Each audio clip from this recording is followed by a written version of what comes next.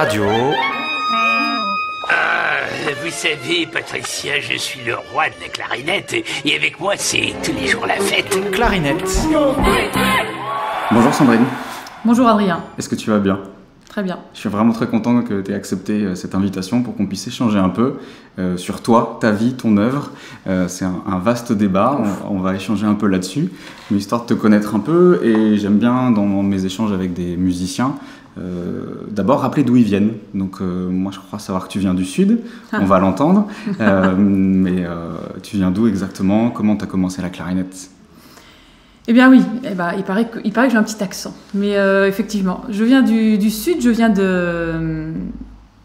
à côté de Montpellier, un petit village qui s'appelle Gignac. Oh, joli. Voilà, j'ai commencé la clarinette, comme beaucoup de monde, dans mon village. Ce qui est un peu particulier, peut-être que j'ai commencé avec mon père. Qui était professeur de clarinette ? Pas du tout, mon père n'était D'accord. pas professeur de clarinette, mon père était viticulteur. Génial. Voilà, donc j'aurais pu devenir vigneronne, mais je suis devenue clarinettiste. Et mon père est passionné de clarinette, il a toujours fait de la clarinette quand il était petit, mais son destin était plutôt à la vigne, et il a été très heureux dans son métier. Mais j'ai une grande sœur aussi, et donc on a toutes les deux commencé la clarinette avec mon père pendant quelques années. L'école de musique du village, et puis le conservatoire de Montpellier, évidemment, avec un éminent professeur qui s'appelait Louis Clément, qui était aussi clarinette solo à l'orchestre de Montpellier et qui ensuite est devenu entièrement prof au conservatoire et qui est malheureusement décédé il y a de ça 1 an, je crois. Voilà, donc vraiment, j'ai passé de longues années au conservatoire de Montpellier et puis ensuite s'en est suivi les études, un petit détour par le CNSM de Lyon. Avec un certain Jacques. Avec un certain Jacques, effectivement. Et, Di Donato, pour ceux qui Jacques savent. Di Donato, et puis Robert Bianciotto. Bien sûr. Voilà, ces rencontres ont été vraiment déterminantes pour la suite. Tu veux que je te raconte un peu, non ? Non, moi je Non, vais poser une petite question pour revenir au tout début. Pourquoi la clarinette ? C'est une question qui toujours m'interroge parce que même pour moi qui suis clarinettiste, à quel moment on se dit je vais pas faire de la trompette, je vais pas faire de la flûte ? Pourquoi la musique ? Bon, on peut se dire il y a une sensibilité, mais comment on en arrive déjà de base à choisir cet instrument ? En fait, comme je te disais, j'ai commencé la clarinette parce que mon père était clarinettiste et que il y avait une clarinette Et que ça dans te plaisait, du coup. Faut bien qu'il y ait ça. J'étais très très petite. Ouais. Bon, je vais même raconter la petite anecdote que j'ai quand même commencé parce que ma sœur est un peu plus grande que moi et j'ai commencé la clarinette et je prenais une vieille clarinette qui était chez moi et j'étais toute seule mais j'étais vraiment toute petite et donc j'ai commencé avec les mains à l'envers. Et bien sûr, il y a un moment où il a fallu faire le si et je me suis rendu compte que ça marchait plus du tout. Donc on a tout recommencé, on a tout redémonté, tout refait. Mais voilà, en fait j'ai fait la clarinette, c'était une histoire familiale. Et il se trouve que ça m'a plu. Je me suis pas trop posé de questions. En fait, j'ai fait de la clarinette et j'ai avancé avec cet instrument et que j'ai grandi avec. Et alors la deuxième question qui va après tout ce que tu as dit sur ton parcours, pourquoi ce métier du coup ? Pourquoi musicien ? On peut aimer la clarinette, mais on peut aussi rester amateur. À quel moment tu t'es dit ça va être mon métier ? J'ai envie que ce soit mon métier. Est-ce qu'il y a eu un déclic ou est-ce que ça s'est fait naturellement ? Non, je dirais encore une fois. Que j'étais au conservatoire de Montpellier, j'ai eu l'occasion d'aller écouter des concerts. J'avais très envie de devenir musicienne clarinettiste professionnelle, donc j'ai suivi tous les cursus comme ça, encore une fois, sans trop me dire qu'est-ce que j'ai envie de faire avec ma clarinette. J'avais envie d'être dans un orchestre. Et voilà, c'était ma question suivante. Ensuite, tu as enchaîné, si je dis pas de bêtises, avec l'orchestre de Bretagne. Alors avant, j'étais à l'orchestre de la Garde républicaine. Ah, j'en ai oublié un, avec l'orchestre de la Garde républicaine, l'orchestre de Bretagne et l'Opéra de Lyon. Exactement. Pourquoi l'orchestre alors, du coup ? Qu'est-ce qui t'a attiré dans ce métier-là ? Vu que tu dis que c'est ce qui t'a fait envie. Alors maintenant, je réponds avec beaucoup d'années d'expérience. Donc, tant mieux. Mais sur le moment, il y a de ça quelques années. Je pense que c'est l'ensemble, c'est le groupe, c'est l'orchestre avec tout le répertoire qu'on peut imaginer quand on est gamin, qu'on va jouer, et puis que finalement on joue pas tout parce que voilà. Mais c'est l'envie de jouer de belles partitions, de faire de belles rencontres. C'est ça qui m'a toujours motivée et qui me motive toujours d'ailleurs. Voilà, il n'y a jamais de lassitude.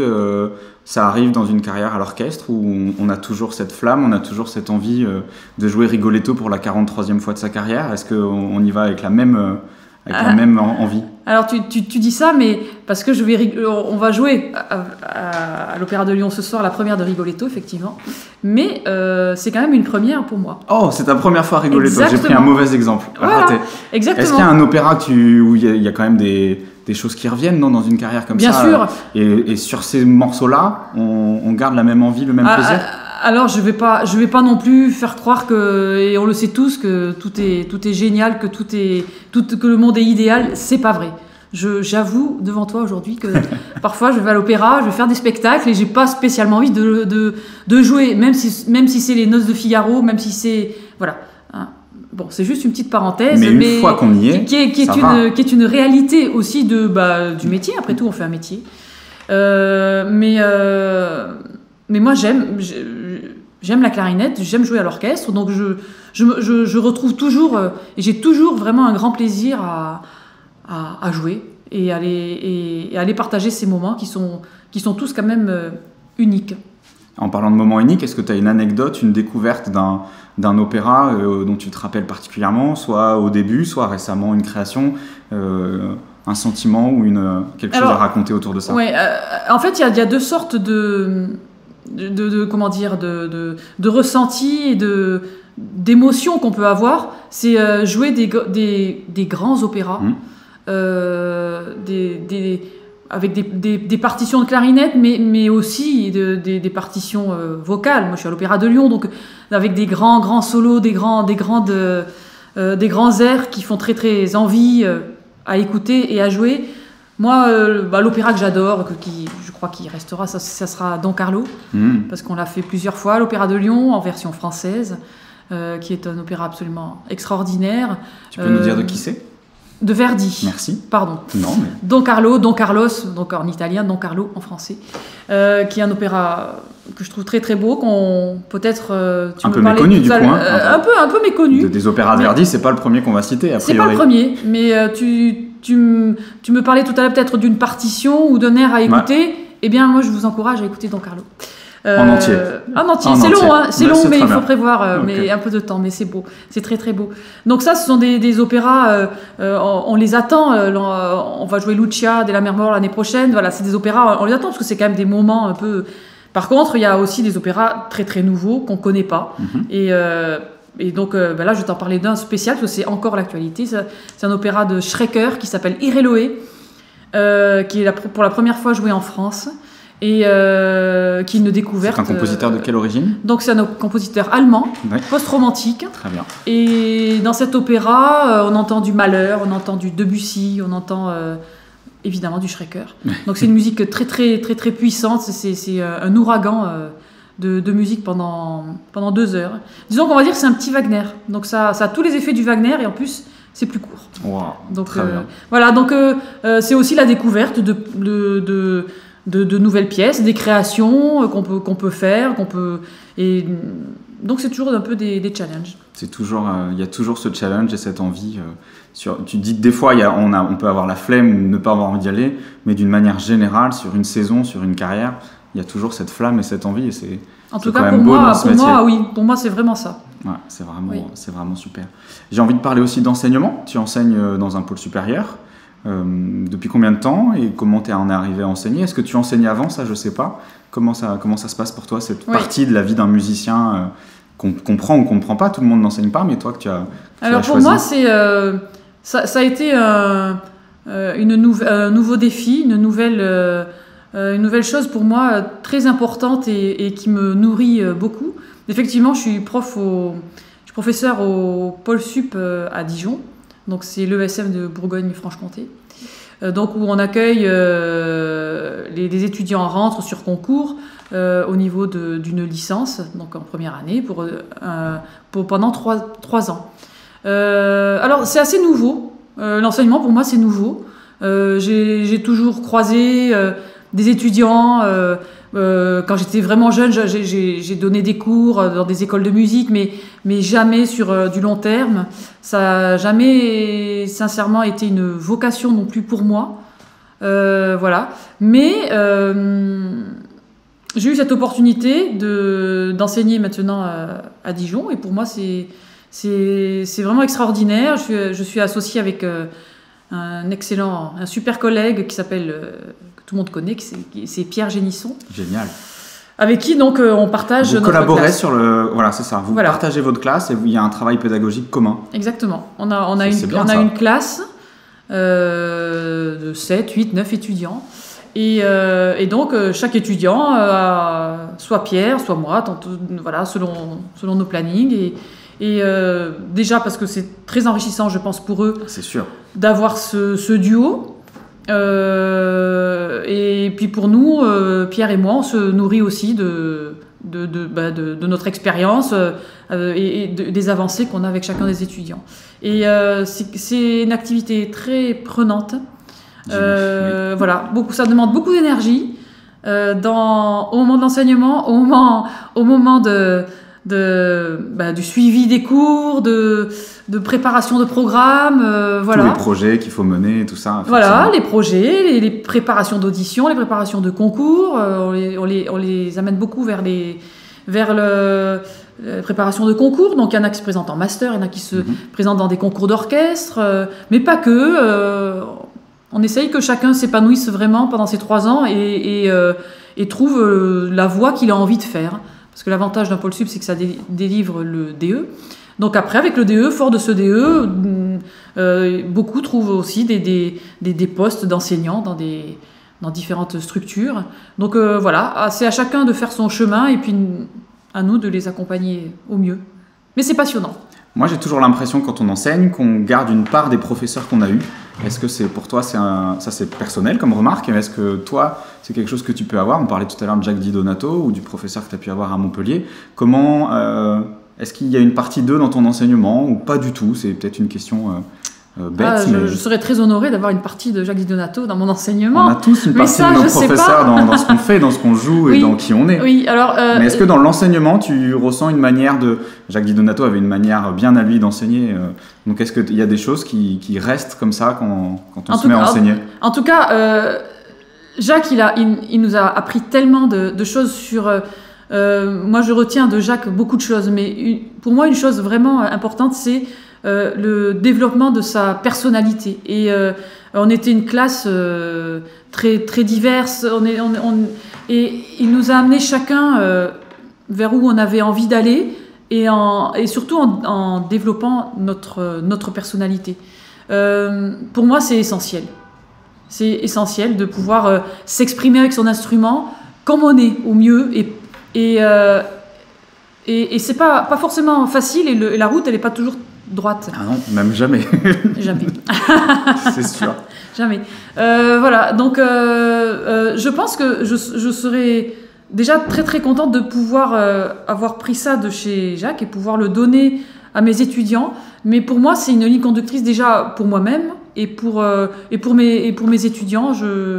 Voilà, c'est bien. C'est peut-être ça que j'essaye de faire perdurer au travers l'enseignement. C'est très, très bien. C'est relié un peu à l'enseignement. Tu as créé un très beau projet il y a quelques années qui s'appelle Caluire et Clarinette. Je pense on ne peut pas échanger avec toi sans évoquer ce projet-là. Donc, la carte blanche, est-ce que tu peux me raconter d'où ça vient, comment t'es venue l'idée et comment ça se passe? Présente un petit peu ce projet, s'il te plaît, Caluire et Clarinette. Manière générale, avant on parlera de cette édition particulière 2022, mais déjà de manière générale, les éditions qui ont eu lieu. Oui, je suis très attachée à Caluire et Clarinette. Caluire et Clarinette est né en 2018. J'ai créé ce Caluire et Clarinette, pourquoi j'ai créé Caluire et Clarinette? Alors, c'est vraiment très simple. C'est que j'ai eu l'occasion de fréquenter plusieurs concours, plusieurs endroits de concours pour les jeunes clarinettistes. En tant que musicien quand tu étais jeune, en tant que jury, c'est ça aussi? Là, c'est vraiment en tant que parent. En tant que parent, voilà. Voilà. Et donc, à chaque fois que j'y allais, je me disais, ah, c'est vraiment bien, mais moi, je ferais ça peut-être comme ça. Ah, bah, j'avais des idées, il y avait toujours des choses qui me plaisaient beaucoup, et d'autres choses, je sais pas, j'avais envie de me dire, tiens, voilà. Et un jour, je me suis dit, bah, maintenant, forte d'avoir fait plusieurs endroits comme ça, qui sont toujours des moments exceptionnels, eh ben, j'ai envie de faire ça à ma façon. Voilà, et donc j'ai eu l'occasion de rencontrer Rodolphe Saint-Paul, qui est le directeur de l'école de musique de Caluire, et qui a déjà un gros projet avec Caluire et Cuivre. Donc je me suis dit, il doit être moteur de beaucoup de choses, d'événements. Et donc avec Rodolphe, ça a été une super rencontre, une très belle rencontre. Et donc ce projet est né comme ça, de mon idée, de la rencontre avec la MC2, l'école de musique de Caluire et Rodolphe. Et on a créé ce projet en 2018. Donc alors, qu'est-ce que c'est ce projet? Qu'est-ce qu'il a de particulier ce concours? Quelle est la patte Sandrine Pastor sur l'organisation de ce concours? Moi, je la connais un peu, mais je te laisse expliquer un peu. Qu'est-ce que tu fais de différent? Déjà, c'est pas un concours. Ça part bien déjà. C'est perturbant. Ceci n'est pas un concours, comme dirait Magritte. Donc voilà. Donc ça peut être perturbant parce que je dois régulièrement lutter pour dire. Donc ça s'appelle des défis. Alors le mot change beaucoup de choses pour moi. C'est-à-dire que c'est vraiment un défi. Je demande à la personne qui s'inscrit de venir et de le défi pour de soi-même en fait, pour soi-même de savoir aujourd'hui je vais jouer ça. Allez, j'y vais, je vais jouer parce que c'est vraiment important. Voilà, c'est encore une fois le développement de sa personnalité. Aujourd'hui, je vais me préparer pour ce jour-là. Donc j'organise des défis pour les petits niveaux des 3 cycles, on va dire, d'école musique de conservatoire, mais aussi pour les adultes. Et donc ça, c'est encore plus un défi. Quand on voit des adultes qui se présentent et qui viennent jouer. Qui viennent jouer un programme libre en plus. Ils viennent jouer un programme libre. Ça, c'est super. Ils choisissent leur programme et donc... complètement libre, 10 minutes maximum, c'est ça? Voilà, exactement. Et donc cette année, c'était extraordinaire parce que... Musique de chambre aussi, ils peuvent, hein. Enfin, je veux dire, ils se présentent dans la formation. Voilà, donc on a eu de la batterie avec un trio de clarinette, on a eu de la trompette clarinette. Ah, c'est excellent. Voilà, et cette année, c'était vraiment comme un concert. Ce défi, c'était vraiment un concert. Donc voilà, donc ça, c'est la partie défi. Avec tous ces niveaux que j'ai cités. Et autour de ces défis, du coup, il y a aussi des ateliers, des concerts, des échanges, des présentations de toutes les marques. Voilà, tu as presque tout dit. Ouais. Donc il y a des ateliers. Mais qu'est-ce que c'est par exemple des ateliers? Enfin, là, pour les gens qui ne connaissent pas, qu'est-ce que c'est des ateliers donc, en parallèle des défis? Qu'est-ce qu'on peut faire? Exactement. Alors les ateliers en fait sont animés et sont conçus et pensés par le collectif de clarinettistes du Rhône. C'est impossible pour moi de parler, de faire sans et de parler de clarinette sans eux. Donc le collectif de clarinettistes du Rhône, c'est une association avec de nombreux clarinettistes talentueux et très, très divers. Donc je m'appuie beaucoup sur eux, c'est avec eux que je conçois aussi tout mon projet. Et donc les ateliers, c'est eux qui me les proposent. Donc le but, c'est tu viens avec ta clarinette, par exemple, on va faire initiation à la musique contemporaine, par exemple. Et donc, Laurent Fléchier, par exemple, aura préparé quelques effets sur la musique contemporaine, et quel que soit ton niveau, peu importe, il va donner quelques éléments clés, et au bout de 30 minutes, chrono en main, tu ressortiras avec un acquis, avec quelque chose que tu auras appris sur l'improvisation. Sur la musique contemporaine. Mais il y a aussi des ateliers sur l'improvisation. Sur l'improvisation, sur la musique cubaine, sur l'entretien de son instrument. Il y a eu plein de choses comme ça. Il y a beaucoup de choses. Voilà, ce sont des ateliers éclairs. C'est vraiment de la découverte et ça donne envie d'aller plus loin après. Mais voilà, ce sont des ateliers, donc on propose en général 4-5 ateliers. Et chacun s'inscrit où il veut, c'est ça? Chacun tout le monde ne fait pas tous les ateliers. Non, parce que la journée est tellement dense. Que c'est impossible de tout faire. Bien sûr. Donc c'est un week-end de frustration. C'est-à-dire que quand on voit toute la proposition... c'est un week-end très riche, mais du coup on prend parce que tu ne peux pas tout faire. Mais voilà. Donc tu t'inscris au défi, tu t'inscris aux ateliers, et évidemment, tous les exposants, grâce à tous nos partenaires, et là je ne vais pas les citer parce que... Non, il y en a trop, et les partenaires locaux, les magasins locaux, les marques... Voilà, je dirais que tout ce qui gravite autour de la clarinette, les magasins, les fabricants, les accessoires, les partitions, ils sont tous présents. Et vraiment, bon, voilà, un grand merci à eux parce que c'est important, grâce à eux, mon événement existe.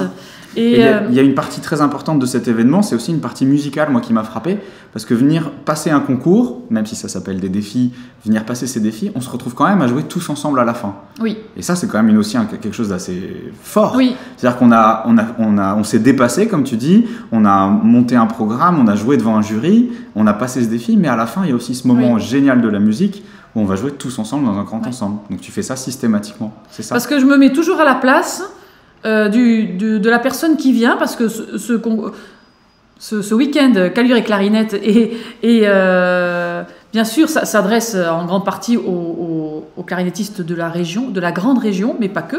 On a toujours il y a des gens qui viennent de beaucoup plus loin.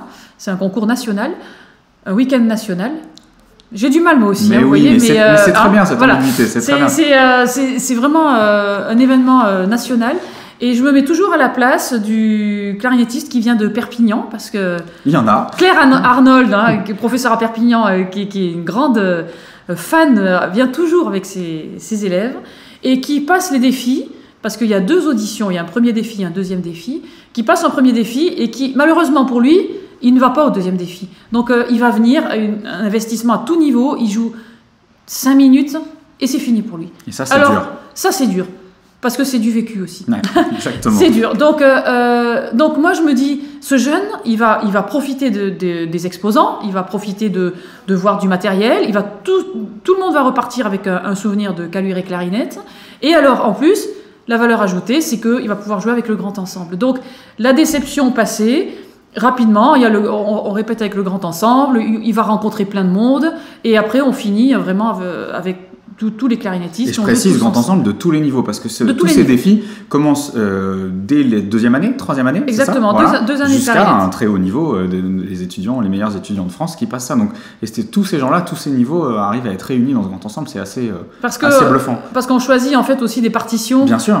Qui sont adaptables. Alors quand on a vraiment des petits niveaux, on va simplifier encore la partition. Voilà, le but, c'est pas de jouer quelque chose de virtuose, parce que les partitions, ils les reçoivent en amont du week-end, mais il y a 1 heure de répétition du grand ensemble. Donc, le but, c'est de jouer efficace aussi, voilà, ça jouer ensemble. Voilà, donc c'est un week-end très dense et pour tout le monde, et j'espère très très enrichissant pour chacun. On va parler du coup de cette édition particulière cette année, forcément avec tous les contraintes sanitaires. Cette édition a été à 2 doigts d'être annulée, mais contre vents et marées, tu as tenu le cap et tu as réussi à maintenir. Est-ce que tu peux nous dire comment ça s'est passé? Il y a une partie qui a eu lieu, il y a une partie qui va bientôt avoir lieu. Oui, exactement. Alors la première partie, on a décidé de maintenir Caluire et clarinette. Donc on a maintenu aux dates prévues les défis, donc c'était le 5 et 6 février. Donc on a pu voir tous ces jeunes clarinettistes qui sont venus en découdre dans les défis. Ça a été vraiment, et tout s'est très bien passé. Ça a été un super week-end, vraiment simplement orienté sur les défis. Il n'y a eu que ça. Et ça a été vraiment un très beau moment.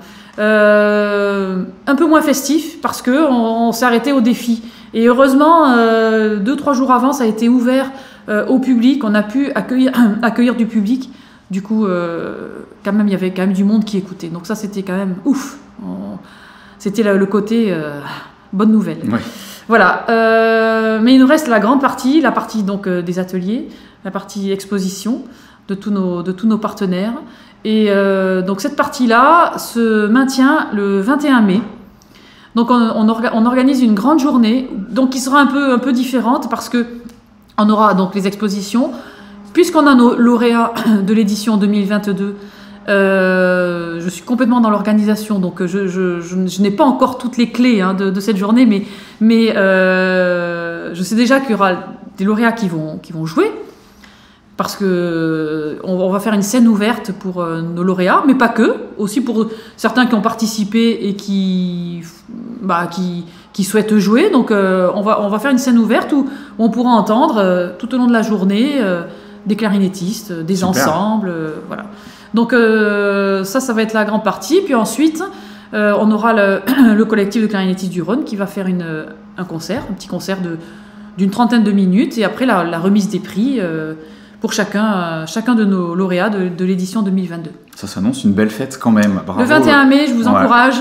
À venir à Caluire le 21 mai.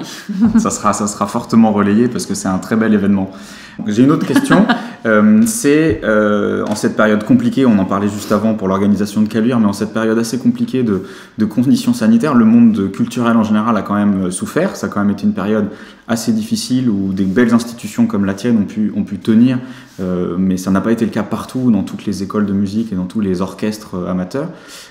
Et on remarque quand même que c'est pas facile en ce moment de se dire tiens, si je faisais de la musique mon métier, dans un coin de la tête, c'est pas forcément évident à garder cette motivation. Qu'est-ce que tu dirais à des étudiants second cycle, début de troisième cycle, ou même un peu plus loin, qui dans un coin de la tête, la clarinette ça leur plaît, la musique en général ça leur plaît, mais qui hésitent à se lancer parce que ça semble quand même un peu bouché?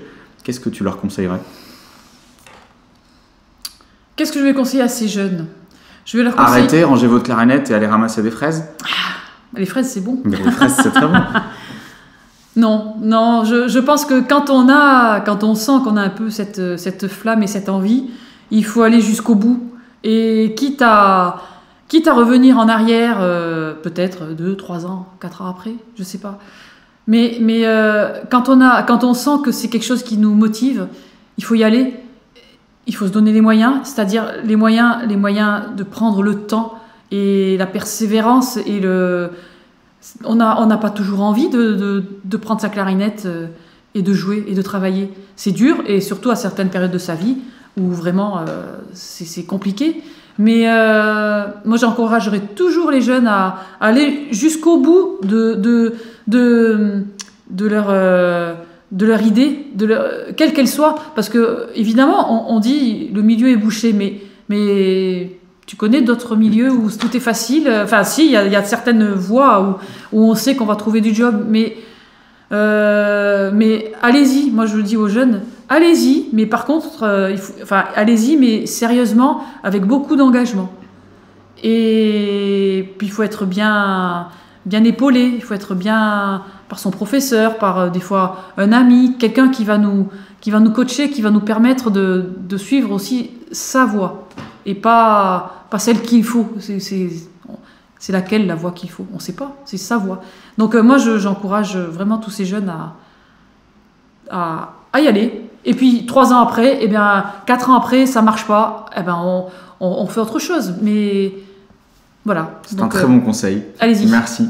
On va terminer cette interview par une question plus légère. On a parlé beaucoup de musique, on a parlé beaucoup de clarinette. Qu'est-ce qui nourrit ta personnalité et ta vie hors de la musique? Qu'est-ce que tu aimes faire? Que fait Sandrine Pastor quand elle ne joue pas de la clarinette et qu'elle n'organise pas des défis? Oui, mais bien sûr. Qu'est-ce que tu aimes faire? Qu'est-ce qui nourrit Qu'est-ce que j'aime faire? En fait, qu'est-ce que je pourrais te dire? Que j'aime les choses simples.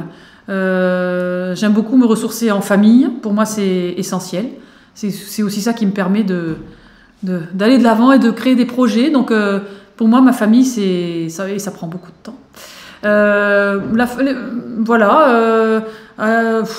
vais dire des choses très bateaux, mais c'est important. Mais sortir, aller au musée, se prendre 3 jours et puis aller à Barcelone, par exemple. C'est quand même des choses bateaux sacrément sympathiques, donc c'est important. Oui, voilà. C'est bien. C'est aussi pour rappeler que la clarinette c'est formidable, la musique c'est formidable, mais qu'on a besoin de ces aérations, comme tu viens de dire. La famille c'est. Oui, on a besoin on a besoin de toutes ces choses-là. Moi, j'ai régulièrement besoin de déconnecter avec ce qu'on appelle le milieu, mais pour moi c'est important, et puis de pouvoir se nourrir d'autres choses, et on revient avec d'autant plus d'envie. C'est super. Merci beaucoup Sandrine d'avoir accepté cette interview. Merci à toi Adrien. Bon courage pour toute la suite, bonne musique à toi. Je pense qu'on va se quitter en musique avec un extrait de Don Carlo. Ah, c'est pas mal, non, comme choix? Avec grand plaisir. À très bientôt, merci. Au revoir Adrien.